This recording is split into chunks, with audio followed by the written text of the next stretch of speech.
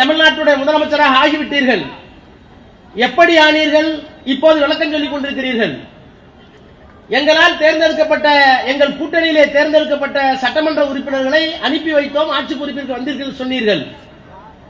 அதற்கு அவர் பதில் சொல்லிக் கொண்டிருக்கிறார், நாங்கள் அவர்களை அமைச்சர்களாக ஆக்கியிருக்கிறோம் என்று சொல்கிறார். அமைச்சர்களாக ஆக்குவதற்கு உங்களுக்கு வெட்கமில்லை, அமைச்சரை பொறுப்பை ஏற்றிருக்கின்ற அந்த கட்சிகளுக்கு வெட்கமில்லை. நான் கேட்கிறேன், நாங்கள் தான் எங்கள் கூட்டணியில் இருந்து சட்டமன்ற உறுப்பினரை தேர்ந்தெடுத்தோம், ஒரு தேர்தல் வரக்கூடாது என்பதற்காக உங்களுக்கு அனுப்பி வைத்தோம். ஆனால் அதற்கு பிறகு அவர்களுக்கு அமைச்சர் கொடுத்திருக்கிறேன் நான் என்று மார்த்தட்டிக் கொள்கிறீர்களே, இப்படி சொல்லுவதற்கு ஜனநாயகத்தில் உங்களுக்கு வெட்கமாக இல்லையா? போனவர்களுக்கு தான் வெட்கமில்லை என்றால் உங்களுக்குமா வெட்கமில்லை? இப்படி வெட்கம் கட்ட ஒரு ஆட்சி இங்கே நடைபெறுகிற காரணத்தினால்தான் மோடிக்கு இந்த தைரியம்.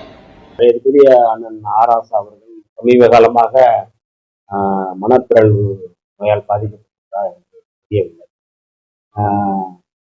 அதாவது எதை பேச வேண்டும் எதை பேசக்கூடாது என்கின்ற ஒரு வரையறை இல்லாமல் பேசுகிறார்.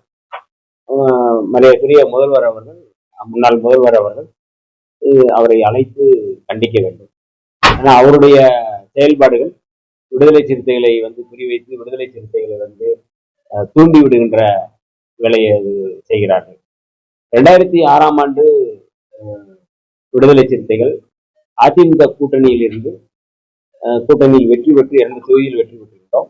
அந்த 2 தொகுதியில் வெற்றி பெற்ற பிறகு திமுக அன்றைக்கு வெறும் 96 இடங்களில் தான் வெற்றி பெற்றது.